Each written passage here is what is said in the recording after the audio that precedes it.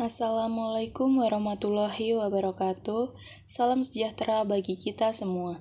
Perkenalkan, nama saya Eka Yulia Solehah dengan NIM 082211006 dari Prodi Kesejahteraan Sosial, Fakultas Bisnis dan Ilmu Sosial, Universitas Binawan. Di sini saya akan berpidato untuk memenuhi tugas akhir bahasa Indonesia yang diampu oleh Ibu Apriani Rianti, SPD, MPD. Rekan-rekan yang saya hormati, pada kesempatan yang berbahagia ini saya ingin berbicara tentang sebuah hal yang sangat penting dalam kehidupan kita sehari-hari, yaitu komunikasi orang tua dan anak. Komunikasi yang baik antara orang tua dan anak adalah kunci untuk membangun hubungan yang kuat dan abadi di antara kita, serta menjaga keharmonisan dalam keluarga. Dalam video pidato ini, saya akan menggali mengapa komunikasi adalah fondasi yang esensial dalam keluarga.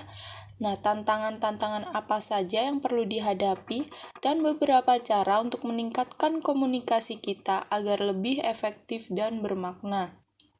Sebagai orang tua, kita memiliki peran penting dalam membimbing dan mendukung perkembangan anak-anak kita. Komunikasi yang baik membuka pintu bagi mereka untuk berbicara tentang perasaan, harapan, dan impian mereka di masa depan. Mendengarkan dengan penuh perhatian atau dengan cara seksama adalah salah satu cara paling efektif untuk menunjukkan kasih sayang kita sebagai orang tua dan dukungan kita kepada mereka. Namun, seringkali kesibukan sehari-hari membuat kita lupa untuk benar-benar berinteraksi dengan anak-anak kita. Dalam kehidupan modern yang serba cepat dan kemajuan teknologi yang pesat, gadget dan media sosial pun juga sering mengalihkan perhatian kita dari momen berharga dengan keluarga. Sebagai orang tua, kita harus menyadari bahwa waktu bersama adalah waktu berharga yang tidak bisa tergantikan oleh waktu. Begitu juga anak-anak, perlu belajar bagaimana berkomunikasi dengan baik. Kita sebagai orang tua harus memberikan contoh yang baik dan mengajarkan mereka keterampilan komunikasi yang efektif. Bukan hanya dalam komunikasi lisan, tetapi juga melalui bahasa tubuh dan ekspresi wajah yang dapat mengekspresikan perasaan dengan jelas. Tantangan lainnya adalah perbedaan generasi atau pandangan hidup. Perbedaan era ini, orang tua dan anak sering memiliki pemahaman yang berbeda tentang dunia. Namun, inilah yang membuat komunikasi menjadi menarik dan menantang.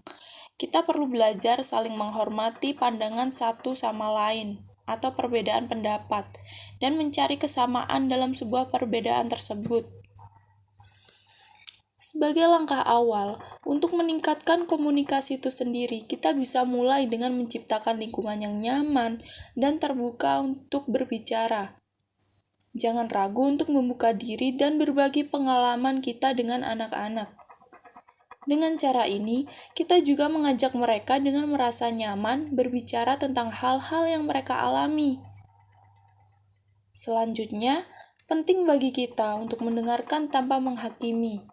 Anak-anak harus merasa bahwa kita mendukung mereka dan tidak akan menilai atau menghakimi apa yang mereka sampaikan. Dalam konteks mendengarkan ini, kita juga perlu memberikan umpan balik atau feedback positif dan memberikan dorongan agar mereka terus berbicara dan berbagi cerita. Selain itu, menjadwalkan waktu khusus untuk berkumpul bersama sebagai keluarga juga sangat penting. Tanamkan kebiasaan untuk makan bersama, berbicara tentang kejadian sehari-hari, dan menciptakan momen kebersamaan yang akan meninggalkan sebuah kenangan indah dalam pikiran anak-anak.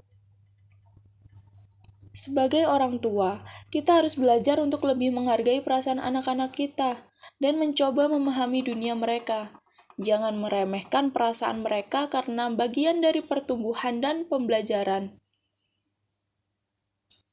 Dengan begitu, mereka akan merasa diterima dan dicintai tanpa syarat. Rekan-rekan yang berbahagia, komunikasi orang tua dan anak adalah suatu proses yang kontinu atau berkelanjutan dan memerlukan kesabaran serta komitmen dari kedua belah pihak.